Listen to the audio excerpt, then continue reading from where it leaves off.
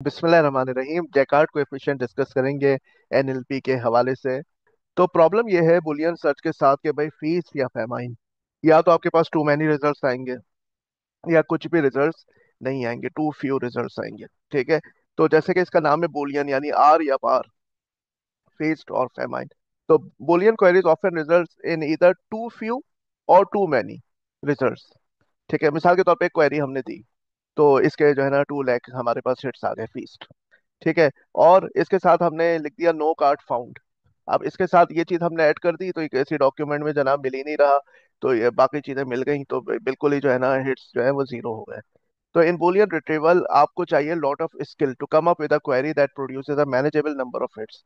तो इसके दरमियान में अगर आपको हिट्स चाहिए तो आपके पास स्किल होना चाहिए कि कैसे एंड और नॉट ऑपरेटर को किस तरह खूबसूरती से अरेंज करेंगे आपका डिजायर्ड डॉक्यूमेंट जो है ना वो रिट्रीव होकर के आ जाए। वरना तो इतने डॉक्यूमेंट्स आपके पास आ जाएंगे कि आप उसमें से जो सिलेक्ट करना चाहेंगे तो आपको बहुत सारी चीजें ट्रैवर्स करनी पड़ेंगी। किसी में अगर कोई टर्म ज्यादा भी आई हुई है तो भी वो ये देख लेगा कि मिसाल के तौर पर 5 टर्म्स है, अब एक डॉक्यूमेंट में एक एक दफा आई है, उसको बराबर कर देगा उस डॉक्यूमेंट के जिसमें वो टर्म्स जो है 10 10 दफा आई हैं। तो अब आपको खुद ही देखना पड़ेगा कि कौन सा डॉक्यूमेंट जो है वो ज्यादा रेलेवेंट है, कौन सा कम रेलेवेंट है। फीस्ट और फेमाइन जैसी कोई प्रॉब्लम नहीं है रैंक रिट्रीवल। रैंकिंग में के साथ क्या है, large result sets are not an issue. क्यों? क्योंकि वो आपको ना रैंक करके दिखाएगा। आप शुरू के ऊपर के टॉप 10 रिजल्ट्स देख लें तो it doesn't overwhelm the user. ये नहीं कि यूजर के ऊपर डाल दिया कि भाई अब तुम इसमें से छांटी करो। नहीं, इस तरह नहीं है। रैंक रिट्रीवल क्या करेगा, आपको रैंकिंग करके डॉक्यूमेंट्स को दे देगा। एविडेंस क्या है, the ranking algorithm works, more relevant results are ranked higher than less relevant results. ये नहीं है कि तमाम जो है ना वो डॉक्यूमेंट्स को बराबर कर दिया, या तो रिजल्ट्स आए नहीं आए तो बहुत सारे आए और जो आए तो सब बराबर हो गए। अब आप देखें कि उनमें से कौन सा ज्यादा रेलेवेंट है। तो रैंकिंग जो है ना हमारी जिंदगी आसान कर देती है। Scoring, scoring as the basis of rank retrieval. Rank retrieval के लिए इसका मतलब है स्कोरिंग होनी चाहिए। अगर आप चाहते हैं कि कौन बच्चा क्लास में नंबर 1 है, कौन सा 2 है, कौन सा नंबर 3 है, तो उसके लिए आपको क्या है, कोई मैकेनिज्म बनाना चाहिए, स्कोरिंग करनी चाहिए। How can we accomplish such a ranking of the documents. आप किस तरह से हम डॉक्यूमेंट्स की रैंकिंग करें, ये हमारा जो है ना टॉपिक है आगे के लिए। तो उसमें सबसे पहले हम लोग स्कोरिंग के डिफरेंट मैकेनिज्म्स देखेंगे। तो अभी हम एक सिंपल सा मैकेनिज्म यहाँ पर देखते हैं। Assign a score to each query document pair between 0 and 1। यानी एक क्वेरी है, एक डॉक्यूमेंट है, अब आपको देखना है कि ये आपस में कितने रिलेटेड है। तो आपने एक स्कोर असाइन कर दिया है 0 से 1 के दरमियान। ठीक है। 0 का मतलब है कि नॉट रिलेटेड और 1 का मतलब है हाईली रिलेटेड। अब इसके दरमियान में फैसला करना है। This score measures how well document and query match. ये स्कोरिंग जो है ना, अब स्कोरिंग किस तरह से आप कर रहे हैं। How do we compute the score of a query document pair. Let's start with a one term query. Suppose करें कि एक टर्म की क्वेरी, एक टर्म आप के पास है, वो आपको तलाश करनी है डॉक्यूमेंट्स में। अगर वो टर्म अगर नहीं कर रही है, डज नॉट अकर, तो स्कोर 0 हो गया। The more frequent the query term in the document occurs the higher the score. और जितनी दफा वो डॉक्यूमेंट में आ रही है तो हमने उसकी स्कोरिंग बढ़ती चली जा रही है। ठीक है। अब इसके बहुत सारे ऑल्टरनेटिव हैं इस चीज को देखने के लिए। तो हमने सपोज करो एक क्राइटेरिया ले लिया स्कोरिंग का कि अगर बिल्कुल भी अकर नहीं हो रही तो 0, और जितनी ज्यादा अकर होती जा रही है उतना स्कोर बढ़ता चला जा रहा है।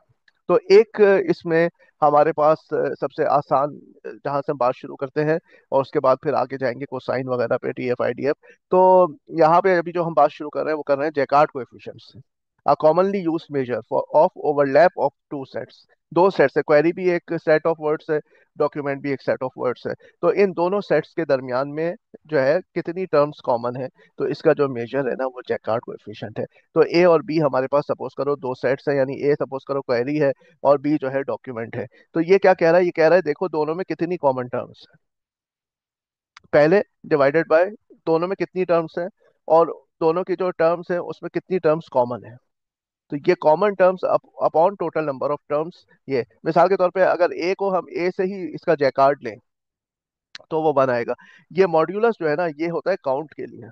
यानी एक्स हमारे पास कोई स्ट्रिंग है तो उसमें कितने वर्ड्स हैं, तो सपोज करो ये हम ये लगाएंगे तो इसमें आ जाएगा length of x. Length of x in terms of words और कैरेक्टर्स वट एवर। तो ये लेंथ को रिप्रेजेंट करता है। ठीक है। तो ए को अगर सेम को सेम से हम उसका जैकार्ड लेंगे तो जाहिर बात है कि वो इंटरसेक्शन भी करेंगे तो टोटल वही टर्म्स आएंगी।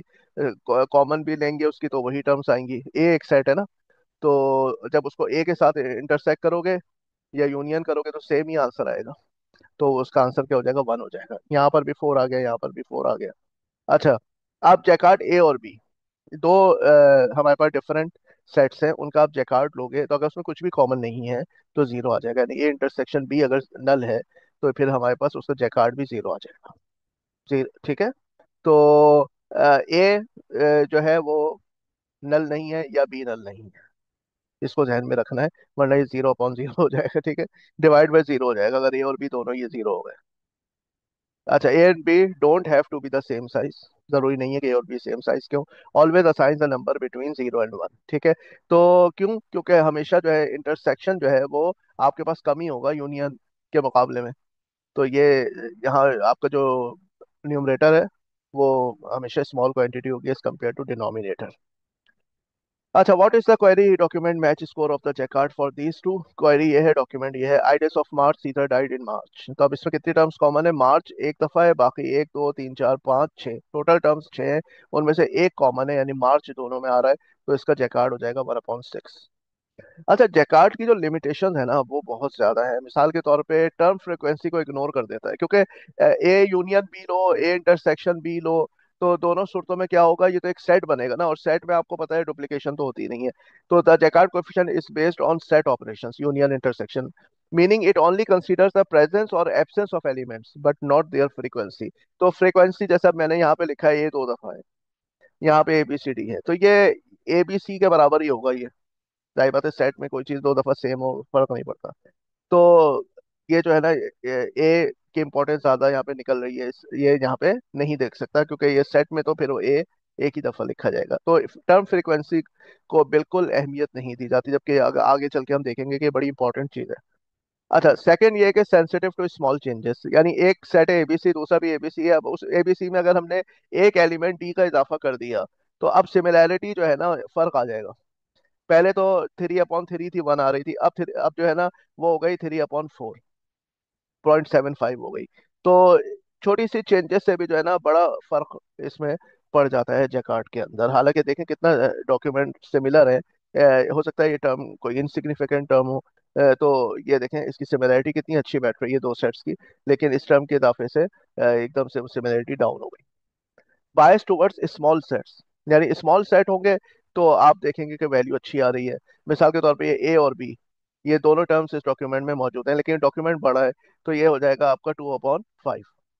जबकि यहाँ आपको देखें तो ये इसमें दो टर्म्स है, इसमें तीन टर्म्स है, दो ही मैच हो रही हैं, लेकिन यहाँ पर आपके पास 2/3 यानी 0.67 आ रहा है। तो स्मॉल सेट्स की तरफ ये ज्यादा बायस है, और अगर आपका एक सेट बड़ा है एक सेट छोटा है तो उसमें फिर आपके पास बिला वजह जो है ये इसकी वैल्यू कम आ सकती है। तो हमने देखा कि ठीक है, दो चीजों के दरमियान, क्वेरी और डॉक्यूमेंट के दरमियान कितनी सिमिलैरिटी है। जैकार्ड एक इब्तिदा है ये चीज समझने के लिए कि बूलियन रिट्रीवल से काम चलेगा नहीं, रैंकिंग जरूर होनी चाहिए, वरना इतने इंटरनेट पे लाखों करोड़ों अरबों डॉक्यूमेंट्स हैं, अगर वो आप सिर्फ टर्म्स की बुनियाद पर रिजल्ट रिटर्न करेंगे तो फिर इंसान को खुद उसमें जाके घुस के देखना पड़ेगा। तो रैंकिंग जरूर होनी चाहिए कि भाई कौन सा डॉक्यूमेंट आपकी क्वेरी के ज्यादा नजदीक है, और रैंकिंग करने के लिए स्कोरिंग करनी पड़ेगी, और उसकी इब्तिदा हमने आज यहाँ पे कर दी है जैकार्ड कोएफिशिएंट से। तो उम्मीद है आपको ये समझ में आया होगा, और नेक्स्ट अब हम इसको इम्प्रूव करते चले जाएंगे।